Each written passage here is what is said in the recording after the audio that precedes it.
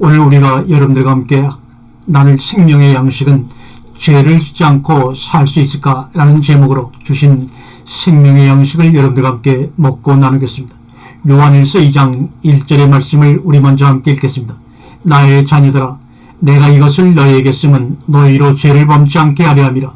만일 누가 죄를 범하면 아버지 앞에서 우리에게 대언자가 있으니 곧 의로우신 예수 그리스도시라. 아멘.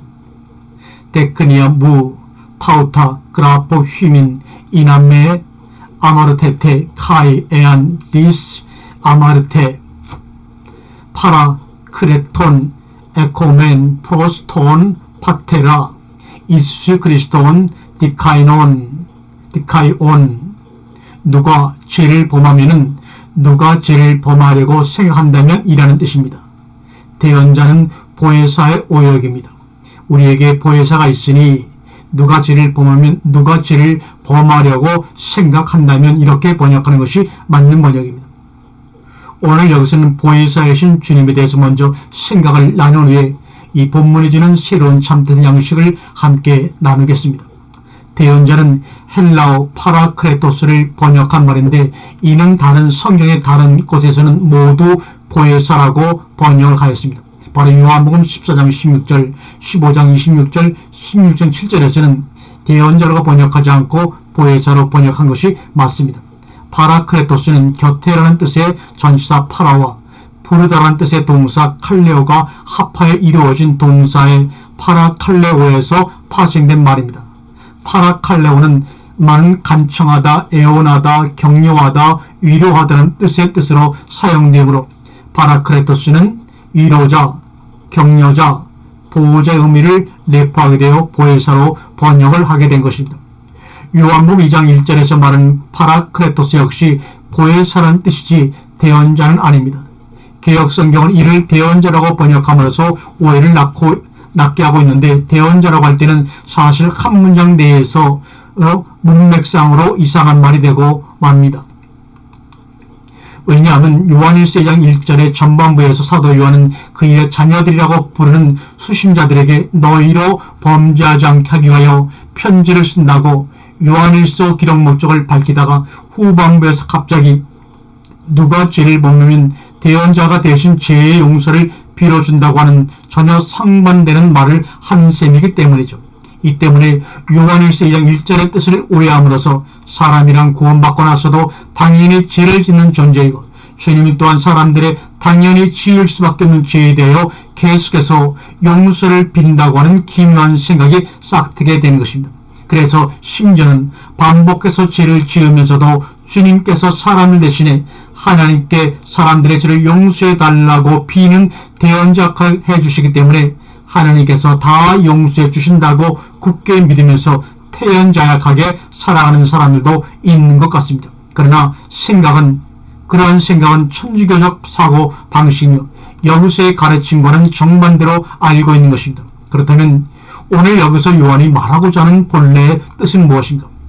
요한일서 2장 1절의 번역은 전반적으로 애매모호한 말이 되었으므로 원문을 가지고 다시 번역을 해보도록 하겠습니다. 우선 나의 자녀들아, 내가 이것을 너희에게 쓰면 너희로 죄를 범치 않게 하려 함이라고 한 전반부의 번역은 잘못된 것이 없습니다. 그러나 접속사 카이로 이어지는 후반절부터는 이상한 번역이 되어 있음을 알 수가 있죠. 카이 다음에 에안티스 하마르테를 누가 죄를 범하면 이라고 번역한 것이 결국은 대언자라고 하는 오역을 만들어낸 것인데 여기서 하마르테는 죄를 짓다라는 뜻의 하마르타노 동사의 가정법 과거입니다. 헬라어의 가정법 과거는 과거의 상태를 가정하는 것이 아니라 당해적인 과정을 의미할 뿐입니다. 또한 명령법의 대용으로 사용되어 무엇 해보아라 그러면 무엇이 될 것이다 라고 하는 문형에서도 많이 사용된 것입니다. 따라서 이는 과거에 누가 죄를 지은 상태나 현재 누가 죄를 짓고 있는 상태를 가정하는 것이 아니라 아직 죄를 짓지 않은 상태에서 만일 앞으로 누가 죄를 범하려고 의도한다면 이라는 뜻이라는 것을 여러분 반드시 아시기 바랍니다. 또한 본문의 티스는 누구라고 하는 후라고 하는 뜻의 의문대명사이며 에아는 영어의 if의 뜻으로 만일 무엇이라는 뜻의 접속사입니다. 다음에 파라크레토는 파라크레토스의 목적격으로 뒤에 동사 에코멘의 목조가 되고 있습니다. 에코멘은 영어의 해부 동사 뜻인 에코의 현재 1인칭 복수이므로 앞에 파라크레톤을 목적으로 취하여 우리는 보혜사를 가지고 있다는 뜻입니다. 다음에 나는 프로스 전체 해석이 매우 잘못되어 있습니다. 프로스 전체는 취하는 대상의 격에 따라 해석이 달라져야 합니다. 목적격을 취할 때는 뭐뭐와 함께 뜻인데 이를 앞에라고 잘못 번역한 것입니다. 한편 파테라는 아버지의 뜻인 파테르의 목적격 형태입니다. 따라서 프로스파테라는 아버지와 함께라는 뜻이 되며 이는 요한복음 1장 1절에서 말씀이 하나님과 함께 계셨으니와 같은 어법입니다. 나머지 예순 크리스토는 디카요원은 왜 의로운 예수 그리스도라는 뜻의 목적 형태로서 파라크레톤과 동격을 이루고 있는 말입니다. 이 쌍을 종합하여 요한일서 2장 1절 다시 한번 원문대로 번역을 정확히 하면 나의 자녀들아 내가 이것을 너희에게 쓰면 너희로 죄를 범치 않게 하려는 것이니라. 내가 이렇게 말할 수 있는 이유는 우리가 만일 죄를 지으려고 의도하기라도 한다면 그렇게 가정해 본다면 우리는 하나님 아버지와 함께 계시는 보혜사이신 주 예수 그리스도를 소유한 자들이라는 것을 깨닫고 그럴 수 없다는 것을 알아야 한다. 그럼에도 불구하고 죄를 지을 수 있겠느냐 이렇게 말씀하시는 겁니다. 즉 우리를 구원하시고 우리를 도우시며 우리의 구원이 유지되기를 바라시는 보혜사이신 주 예수 그리스도가 하나님과 함께 계시는데 어찌 우리가 죄를 지을 수 있겠는가 하는 것이 요한일서 2장 1절의 원문의 뜻입니다. 이는 계속되는 2절에서 저는 우리 죄를 위한 화목제물이니 우리만 위할 뿐이 아니요 온 세상의 죄를 위함이시라고 하면서 주님이 우리 죄를 위하여 화목제물로 당신의 몸을 하나님께 드린 사실을 상기시킴으로써 보혜사이신 주님께 대한 죄송한 마음을 가지고서 우리가 죄를 짓지 말자고 하는 것입니다. 한편 요한일서 2장 1절은 그 앞에 요한일서 1장 8절과 10절과 결부되는 말씀입니다.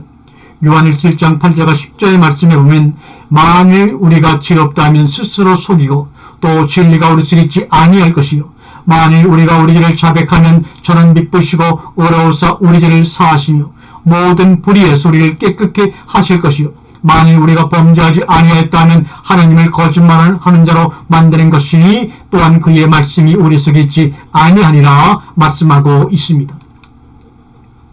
이 말씀 역시 요한일서 2장 1장 오해할 수 있는 말씀입니다. 즉 잘못 해석할 경우 사람들은 날마다 죄를 반복하고 그때마다 자행죄를 자복하기만 하면 하나님은 그때마다 사람들의 죄를 사하여 주시는 것으로 여길 수가 있습니다. 만일 그러한 생각이 사실이라면 이는 하나님께서 아들을 믿는 믿음을 통하여 우리의 죄를 단번에 용서하셨다는 말씀과 전적으로 모순됨이 발생하지요. 여기서도 번역이 잘못된 것은 9절에서 죄를 자백하면 이라는 현재형과 죄를 사하시며 깨끗게 하실 것이요 라고 하는 미래형으로 번역한 것입니다. 그러나 원문에는 죄를 자백하면 이라고 할 때는 가정법인 현재 호몰로고맨이라는 단어가 사용되었고 죄를 사하시고와 깨끗게 하시고라고 할 때는 각각 가정법 과거인 앞에와 카달리세라고 표현됐습니다. 여기서는 또한 애안과 희나 가정법이라는 구문이 사용되는데 이는 영어의 결과적용법 소우댓과 비슷합니다. 즉 뭐뭐함으로 뭐뭐되었다는 뜻입니다. 즉 우리가 지금 죄를 자백하기 때문에 앞으로 우리의 죄를 사하시고 깨끗게 하여 주실 것이 아니라 우리가 지금 우리 죄를 깨달아 자백함으로 그 죄를 우리에게서 떠나가게 하시고 우리의 모든 불의로부터 깨끗게 하여 주셨다는 뜻입니다. 요한일서 1장 8절과 10절의 본문을 정확히 해석하려면 우리가 문법적인 분석도 매우 중요하지만 문맥적인 관찰도 필요합니다. 그러기 위해서는 요한일서 1장 5절과 7절의 말씀으로 거슬러 올라가야 합니다. 그 말씀의 의미는 하나님을 믿는다고 하면서 하나님의 뜻대로 살지 못하고 세상 사람들처럼 계속 죄 짓는 삶을 살게 되면 그러한 죄들은 숨길 수 없이 모조리 드러나게 될 것이나 우리가 주님께 순종하여 죄를 짓지 않고 살면 우리는 모든 죄에서 완전히 깨끗해질 것이라는 뜻입니다. 요한일서 1장 5절과 7절에 계속되는 요한일서 1장 8절과 10절의 말씀은 우리가 과거에 하나님께로부터 우리의 죄를 용서받았을 때를 묘사한 것입니다. 8절은 우리가 만일 스스로 의인인 줄로 착각하여 죄 없다고 했으면 우리는 진리를 알지 못하는 자가 되었을 것이라는 뜻이고, 9절은 우리가 우리의 죄를 자백하면 회개하였기 때문에 하나님 아버지께서 우리의 죄를 단번에 용서하시고 우리를 모든 죄에서 깨끗게 하셨다는 뜻입니다. 10절의 뜻은 8절과 동일한 내용입니다. 죄를 범하지 말라. 이상의 본바와 같이 사도 요한은 요한일서를 통하여 계속해서 죄를 짓지 말라고 강조합니다. 이는 사도 바울이 로마서에서 5장까지 믿음과 은혜에 대하여 말씀하다가 로마서 6장 1절과 2절에서 우리가 더 이상 죄를 지을 수 없다고 가르치는 것과 일맥상통합니다. 즉 주님의 구속의 은혜와 하나님 아버지 아들을 주시기까지 사랑하신 그 사랑의 깊이를 느끼는 자라면 이제는 다시는 죄를 짓지 않고 살아야 한다는 말씀입니다. 성경에는 분명히 어떤 누구라도 죄를 짓는 상태로는 하나님의 나라에 결단코 들어갈 수 없다는 것을 거듭 경고하고 있습니다. 로마서 1장 29절과 32절에 모든 불의, 추와 탐욕, 악의가 가득한 자요, 시기, 살인, 분쟁, 사기, 악독이 가득한 자요, 수군하는 자요, 비방하는 자요, 하나님의 미워하시는 자요, 능력하는 자요, 교만한 자요, 자랑하는 자요, 악을 도모하는 자요, 부모를 거역하는 자요, 우매한 자요, 배약하는 자요, 무정한 자요, 무자비한 자라. 저희가 이 같은 일을 행하는 자는 사형에 해당한다고 하나님의 정하심을 알고도 자기들뿐만 행할 뿐만 아니라 또한 그 일을 행하는 자를 옳다 하느니라. 위의 말씀을 보면 얼거든 죄악에 해당하는 일을 하는 자는 누구를 막론하고 하나님 나라에 들어가지 못하고 오히려 사형에 처해진다고 하였습니다. 또한 고린도전서 6장 9절과 10절에서도 불의한 자가 하나님의 나라를 위협으로 받지 못할 줄을 알지 못하느냐. 미혹을 받지 말라. 음란한 자라, 우상 숭배하는 자라, 간음하는 자라, 탐색하는 자라, 남색하는 자라, 도적이나 탐남하는 자라, 술 취하는 자라, 후욕하는 자라, 토색하는 자들은 하나님의 나라를 위협으로 받지 못하리라 함으로써 열과는 죄를 짓는 자들은 하나님 나라를 분명코 받지 못하리라고 하고 있습니다. 또한 갈라디아서 5장 19절과 21절에 육체의 일은 현전히 곧 음행과 더러운 것과 호색과 우상숭배와 술수와 원수를 맺는 것과 분쟁과 시기와 분냉과 당짓는 것과 불리함과 이단과 투기와 술취함과 방탕함과 또 그와 같은 것들이라. 전에 너에게 경계한 것 같이 경계하노니 이런 일을 하는 자들은 하나님의 나라를 위협으로 받지 못할 것이오라는 말씀은 성령을 따라 살지 않고 육체를 따라 살면서 계속 죄 짓는 자들은 결코 하나님 나라를 받지 못하리라고 재차 확인하고 있습니다. 한편 계시록 21장 27절에서도 무엇이든지 속된 것이나 가증한 일 또는 거짓말하는 자는 결단코 거리로 들어오지 못하되 오직 어린 양의 생명책에 기록된 자들 뿐이라 말씀하고 있습니다. 이상의 내용은 어떤 다른 책에서 발췌한 것이 아니라 바로 하나님의 말씀인 것입니다. 또한 이것은 조금도 보태거나 빼지 않은 그대로의 실상인 것입니다. 우리가 아무리 구원받고 하나님의 자녀가 되었다고 하더라도 하나님의 뜻에 따라 살지 않고 이 세상에서 열관 죄를 짓고 있다면 최종적으로는 하나님의 나라에 참여함을 거절당할 뿐만 아니라 불못 지옥의 형벌을 결코 면할 수 없다는 것을 알아야 합니다.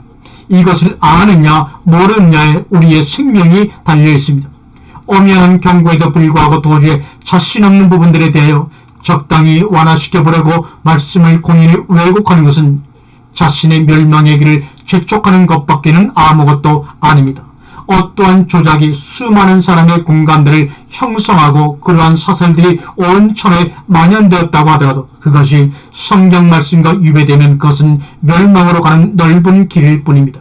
그렇다면 이제는 죄를 짓다가 자복하고 또 죄를 짓는 일을 반복한다면 어떻게 될 것인가라는 물음을 묻는 사람이 분명히 있을 것입니다. 그 답은 그런 자는 하나님을 속이는 자라는 것입니다. 죄를 자복하는 것은 회개와 다릅니다. 사람이 죄를 자복하는 것은 아주 쉬운 일이며 죄의 자복만으로 사람이 구원을 얻을 수는 없습니다. 요즘은 개신교보다는 천주교 인기가 점점 좋아진다고 합니다. 천주교는 제사를 지내는 것을 허용하는 등 신앙생활하는 데 제약이 많지도 않을 뿐더러 죄를 지어도 고해 성사를 통해 얼마든지 죄사함을 받고 또다시 죄를 짓는 반복 행위가 아무 문제가 되지 않기 때문입니다. 더군다나 눈에 보이는 주님의 모습과 마리아상을 만들어 놓고 눈으로 보면서 믿을 수 있으니 사람들의 구미에 얼마나 잘 맞는지 모릅니다. 그러나 세상에서 하나님과 주님을 편리하게 믿는 것의 최종 결과가 무엇인지는 잘 알고들 있지 않습니까? 천주교는 한마디로 사람의 욕구를 충족시키면서 하나님을 섬기겠다고 하는 종교이지 그리스도의 참된 죄를 쫓는 기독교는 아닌 것입니다. 구원을 얻기 위해서는 100만 번의 죄 자복이 소용없는 것입니다. 사람이 구원을 얻으려면 죄를 깨닫고 죄를 철저히 통회함으로써 과거를 청산하고 새로워지는 계기가 되는 진정한 회개 즉 변화의 터닝포인트가 있어야만 합니다. 회개를 수반하는 믿음만의 죄사함을 얻게 되는 것입니다. 즉 마음으로 믿고 입으로 고백하면서도 회개가 없다면 그러한 믿음으로는 구원을 이룰 수가 없습니다. 한편 성경에는 마치 계속해서 회개하라고 하는 듯한 말씀들이 있습니다. 이는 회개를 되풀이하는 뜻이 아니라 구원을 얻기 위해 회개한 처음 믿을 때 그 마음을 계속 유지하라는 뜻입니다. 즉 이는 반복적인 죄 자복과는 전혀 다른 것입니다. 따라서 회개를 통하여 구원을 받은 자가 계속 죄를 지을 때 이제는 회개 대신에 죄 자복만을 하면 된다고 천주교식으로 가르치는 것은 사람들을 생명이 아닌 멸망으로 인도하는 것이 되는 것입니다. 회개에 대해서는 여러 번 말했지만 이전에 모든 가치관이 변하고 삶의 추구하는 목적이 완전히 달라지므로 죄를 멀리하는 삶을 사는 상태를 말하는 것입니다. 그럼 이번은 죄의 특성이 과연 무엇인가? 죄의 특성에 대해서 우리 한번 살펴봅니다. 그렇다면 아직도 연약한 육체를 쓰고 있는 우리가 어떻게 죄를 짓지 않고 살 수 있을 것인가에 대하여 고찰해보지 않을 수가 없을 것입니다. 그러기 위해서는 먼저 죄라고 하는 것이 어떠한 성질을 가졌는가 하는 죄의 특성과 함께 죄를 짓도록 미혹하는 존재인 마귀의 정체에 대해서도 알아보아야 하겠습니다. 죄의 특성에 대하여 성경에서 가장 잘 가르치고 있는 말씀은 바로 에레미야 20장 20절과 21절의 말씀이라고 할 수가 있습니다. 내가 옛적부터 내 멍에를 꺾고 내 결박을 끓이며 말하기를 나는 순복지 아니하리라 하고 모든 높은 산 위와 모든 푸른 나무 아래서 몸을 굽혀 행함하도다. 내가 너를 순전한 참 종자 곧 귀한 포도나무로 심었거늘 내게 대하여 이방 포도나무 약한 가지가 되면 어찌미뇨. 주 여호와가 내게 말하노라. 내가 쟁물로 스스로 씻으며 수단 비누를 쓸지라도 내 죄악이 오히려 내 앞에 그저 있으니 내가 어찌 말하길 나는 더럽히지 아니하였다. 바알들을 쫓지 아니하였다 하겠느냐. 골짜기 속에 있는 내 길을 보라. 내 행한 바를 알 것이니라. 너는 발이 빠른 젊은 암낙대가 그 길에 어지럼이 달린 같으며 너는 광야에 익숙한 들 암나기가 그 속력의 동함으로 헐떡거린 것 같았도다. 그 속력의 때에 누가 그것을 막으리요. 그것을 찾는 자들이 수고치 아니하고 그것에 달에 만나리라. 내가 또 말하기를 내 발을 제어하여 벗은 발이 되게 하며 말며 목을 가라게 말라 하였으나 오직 너는 말하기를 아니라 이는 헛된 말이라. 내가 이방신을 사랑하였은즉 그를 따라 가겠노라 하도다 라는 말씀인데 이 상의 내용을 우리가 자세히 관찰해보면 죄의 속성이 6가지 형태로 나타나는 것을 볼 수가 있습니다. 20절에 보면 죄라고 하는 것은 옛적부터 있어 온 존재라는 것입니다. 이것은 매우 무서운 일입니다. 죄를 멀리하고자 해도 할 수 없는 것은 죄가 옛적부터 우리를 따라온 존재이기 때문이라는 말씀을 하고 있습니다. 다음은 21절에서 귀한 포도나무로 심었음에도 불구하고 이방의 악한 가지를 내듯이 변질되어 버리는 것이 죄의 대표적인 속성이라는 것입니다. 죄의 속성은 바로 변질이라고 했을 정도로 가장 무서운 죄는 변질인 것입니다. 주님을 믿고 하나님께 순종하기로 결단한 그 순수하고 진실된 신앙이 어느새 변하여 세상과 구별되지 않는 이전의 모습으로 돌아가 버리는 것이야말로 무서운 죄악이라고 하겠습니다. 22절의 뜻은 죄라는 것이 심한 오염을 잿물이나 비누로 아무리 씻어도 그저 그대로 있는 것처럼 인간 스스로는 결코 죄의 문제를 해결할 수 없다는 것입니다. 이 말은 인간이 스스로의 힘으로는 죄에 대해서 헤어나올 길이 없는 연약한 존재에 불과하므로 결국 누군가의 도움이 반드시 필요하다는 결론을 나오게 합니다. 다음 23절의 골짜기 속에 길을 보라는 뜻은 우상을 섬기는 자들이 하도 많이 왕래하여 상공에 대로가 생길 정도가 되었다는 말인데, 이는 죄악이란 결코 숨길 수 없이 모두 드러나고야 만다는 의미를 내포하고 있습니다. 죄는 결국 드러남으로써 죄를 저지른 자가 부끄러움을 당하는 것은 물론이거니와 그 죄악이 쉽게 전염되는 성질을 가지고 있어서 온 세상에 퍼져나가면서 더 나쁜 죄악을 만들어내는 힘이 있음을 알아야 합니다. 다음에 24절에서 들나귀와 같다는 것은 죄악이란 내부에서 끊임없이 충동을 받아 밖으로 구체화된다는 것입니다. 즉 죄는 구체적으로 드러날 시기를 기다리면서 사람 안에 어디엔가 도사리고 있다가 내적인 충동에 의하여 발현되는 것이란 뜻입니다. 마지막으로 25절에서 그를 따라가겠노라면 죄의 지속적이면서도 굳센 습성을 뜻합니다.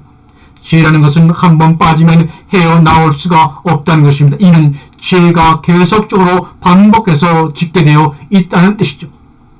죄의 위와 같은 속성들은 불행하게도 첫 인간 아담 이후로 모든 인류의 본성 중에 자리 잡고 있습니다. 이것은 아담의 타락 이후 그의 모든 후손들에게 유전됨으로써 말미암아 전 인류를 죽음으로 몰고 간 원죄가 되어 버리고 말았습니다. 그러나 모든 인간이 그 대가로 죽을 수밖에 없게 되었을 때 하나님의 피조물인 인간에 대한 극진하신 사랑과 주 예수 그리스도 자신을 희생하면서까지 구속하신 은혜로 말미암아 주와 하나님을 믿고 순종하는 자들에게는 구원의 길이 열리게 되었다는 것은 너무나 잘 알고 있는 일입니다. 그렇다면 주님께서 우리의 모든 죄를 십자가에서 완전히 처리하셨으므로 우리가 다시는 죄에게 좀 노릇하지 않아야 하는데 우리는 왜 아직도 죄에서 완전히 헤어나오지 못하고 있는 것일까? 너무나 낙심하며 궁금하지 않을 수가 없습니다. 그래서 우리가 마귀의 정치에 대해서 잠시 살펴보고자 합니다. 그것은 마귀가 존재하고 있기 때문입니다. 마귀는 집요하게 사람이 완전한 구원을 얻는 것을 방해합니다. 마귀는 세상 사람들은 오히려 관대합니다. 하지만 하나님의 자녀가 되어 하나님의 나라에 살아가는 성도들에게 대하여는 결코 가만히 두는 법이 없습니다. 따라서 이제는 하나님의 자녀요 백성이 되었으므로 안심이다라고 한다면 큰 오산을 나고 있는 것입니다. 마귀는 성도가 최종 안식을 얻지 못하도록 가진 수법을 동원하여 성도들이 죄를 짓도록 미혹하고 있는 것입니다. 물론 하나님께서는 진실된 자녀들에게 시험을 이길 수 있는 힘을 주셔서 마귀의 시험이 오히려 복이 되게 하시지만 거짓된 성도들에게는 시험에 넘어가 죄를 범할 수밖에 없도록 방치하신다는 것도 알아야 합니다. 마태복음 24장 24절에 거짓된 그리스도들과 거짓 선자들이 일어나 큰 표적과 기사를 보이어 할 수만 있으면 택하신 자들도 미혹하게 되는 말씀과 베드로전서 5장 8절에 근신하라 깨어라 너희 대장 마귀가 오는 사자같이 두루다니며 삼킬 자를 찾나니라는 말씀은 마귀가 성도들을 놀리고 있음을 단적으로 말해주는 증거들입니다. 성도라고 해서 하나님이 무조건 보호하시는 것은 절대로 아닙니다. 그 중심이 하나님과 주님께로만 향하지 않는 모든 성도들은 마귀와의 싸움에서 천피를 면하기 어렵습니다. 그렇다면 이 마귀의 정체는 무엇입니까? 마귀는 히브리어로 사탄이라고 하고 헬라어로는 사타나스라고 하는데 우리 성경은 음력하여 사단이라고 말하고 있습니다. 사단의 원뜻은 대적자를 의미하는데 신약에 오면서 사단은 그의 여러가지 특성에 따라 많은 별명을 가지게 되었습니다. 마태복음 4장 1절에서 예수 그리스도를 시험한 마귀들은 헐뜯는 자라는 뜻의 디아볼로스라는 이름으로 나타났으며 마태복음 12장 24절에서는 귀신의 왕 바알세불인 벨제불로도 불립니다. 고린도후서 6장 15절에서는 베리알 즉 베리알라도 나오며 베드로전서 5장 8절에서는 대적자 대신 안티디코스라고도 표현이 됩니다. 또한 요한계시록 9장 11절에서는 무적행의 천사이며 동시에 멸망으로부터라는 뜻의 아볼로온 즉 아폴룬으로 불리기도 합니다. 이 밖에도 마귀는 온 세상을 미혹하는 자, 살해하는 자, 거짓의 아비, 이 세상의 신, 공중의 권세 잡은 자, 시험하는 자, 그리고 악한 자 등의 이름을 수없이 가지고 있는 존재입니다. 마귀, 사단 역시 하나님의 피조물로서 창조된 순간부터 악한 존재가 아니었습니다. 오히려 사단은 가장 아름다운 피조물로 창조되었습니다. 그러나 모든 피조물은 피조되었다는 것으로 이미 불완전성이라는 한계를 가지게 됩니다.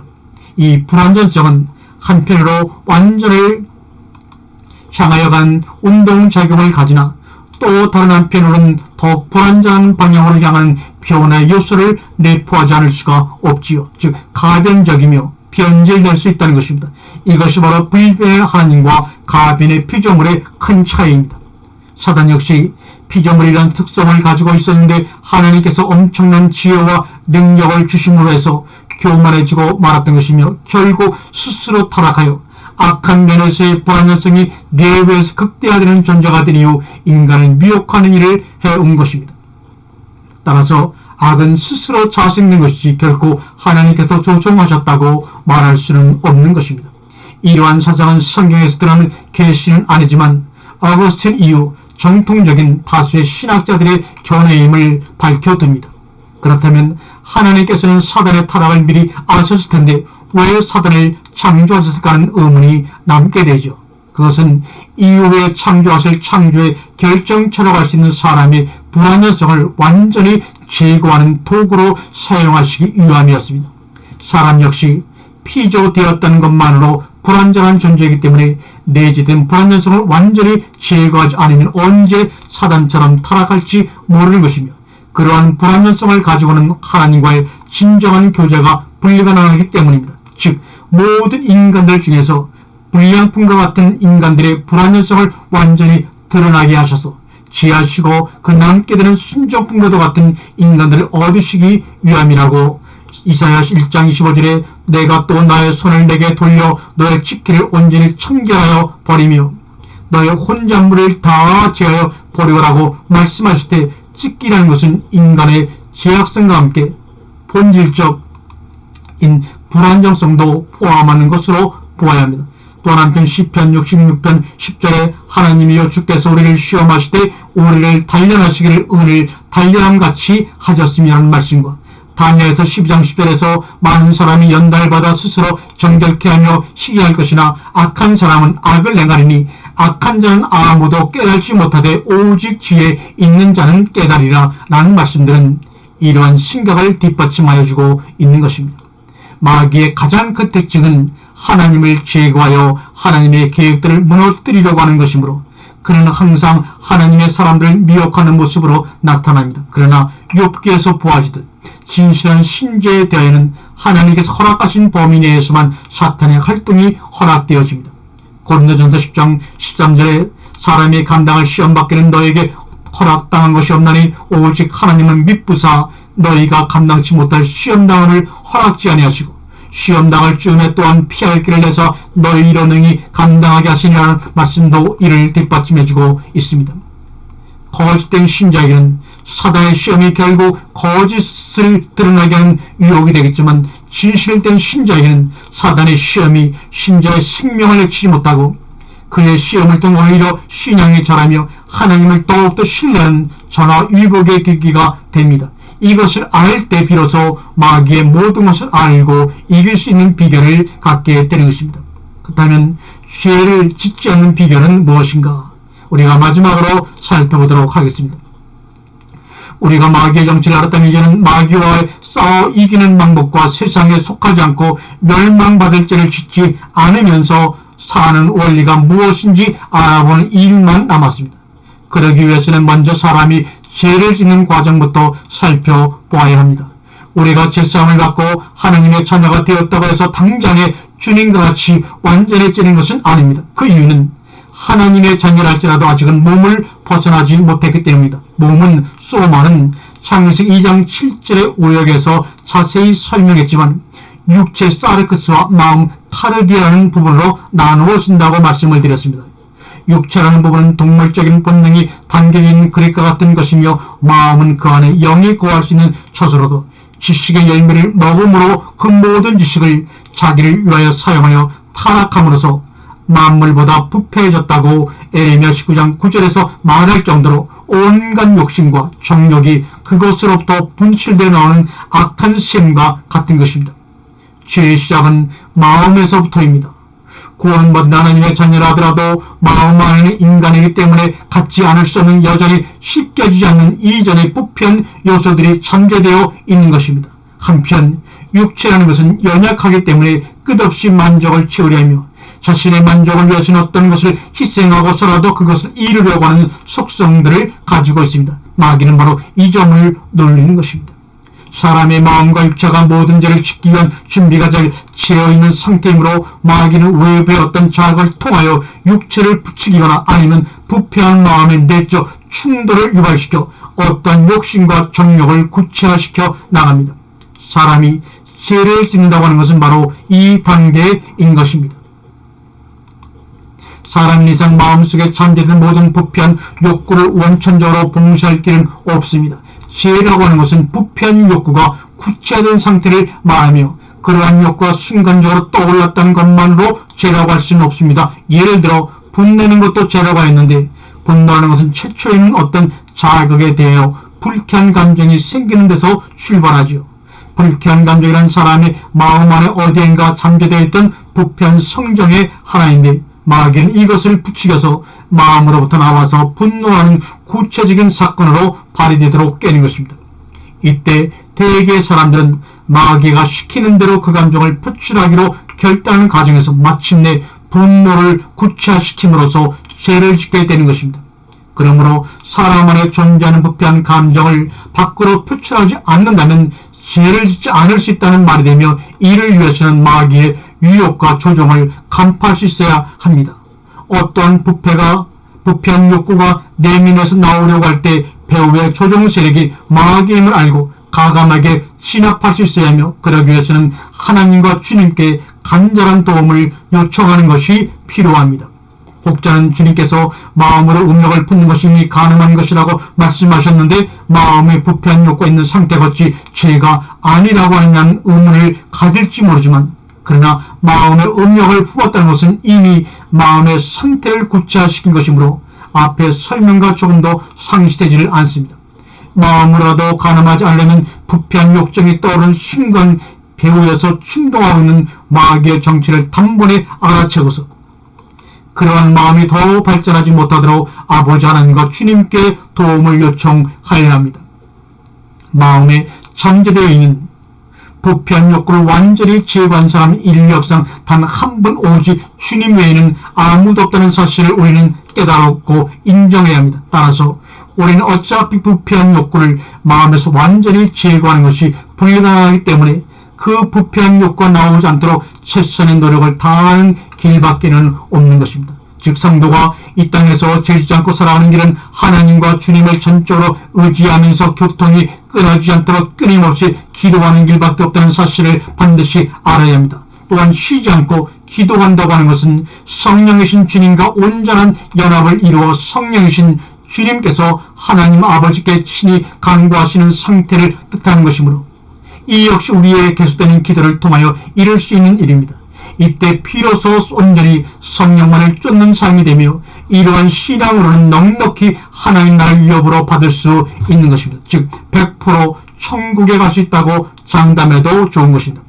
잃어볼 때 성도가 즉각적인 성화를 이뤘기 때문에 한 번 받은 구원하시는 떠나지 않는다는 신학사상은 매우 잘못되었다는 것을 알 수가 있지요. 즉각적인 성화를 좋아하는 신학사상은 절대 성도 견인론이나 구원파와 마찬가지로 위험한 사상으로서 인간의 즉각적인 성화가 불가능하다는 것은 누구나 스스로의 경험을 통해서 알 수가 있을 것입니다. 또한 사도 바울의 가르침을 보더라도 즉각적인 성화가 불가능하다는 것은 자명합니다. 즉 우리는 몸을 가지고 이 세상에 있는 한 우리 내부에서 성령을 따를 것인가 아니면 육체의 소욕을 따를 것인가의 싸움을 끊임없이 계속해야 하며 그중 한쪽을 택하여 그 삶을 계속 추구함으로써 결국 그 싸움은 그 한쪽의 영원한 승리로 끝나게 된다고 하였습니다. 성도는 주님을 본받아 살면서 점진적으로 주님을 닮아가는 자입니다. 즉 성도는 즉각적인 성화를 이루는 것이 아니라 처음 어린아이 상태에서 광야 교회 생활을 통하여 하나님 나라에 계속 성장하며 장성한 자를 거쳐서 그리스도의 모습으로까지 자라가는 것은 이것이 바로 성경의 바른 가르침입니다. 결국 하나님 나라에서의 어른과 아이는 나이대로 정해지는 것이 아니라 하나님의 뜻을 따라 사느냐, 자기의 소욕대로 사느냐에 따라 구분된다고 하겠습니다. 즉 자연적인 나이가 아무리 많고 또한 교회에 다닌 지가 아무리 오래되었다 할지라도, 심지어 교회 내에서 사회적 직분을 가지고 있는 자라고 할지라도 여전히 인간의 혈과 욕구가 살아서 그러한 육에 속한 성정을 따라 산다면 그 사람은 앞으로도 계속 자라나야 할 어린 아이에 불과한 것입니다. 반면 아무리 연소하고 별 볼일 없어 보이는 사람일지라도 하나님을 경외하면서 성령으로 오신 주님의 뜻을 따라 경건하고 거룩한 삶을 살아오고 있다면 그러한 사람이 바로 하나님 나라에서 어른인 것입니다. 이런 분들이 교회 안에서도 어른으로 드러나야만 합니다. 아멘.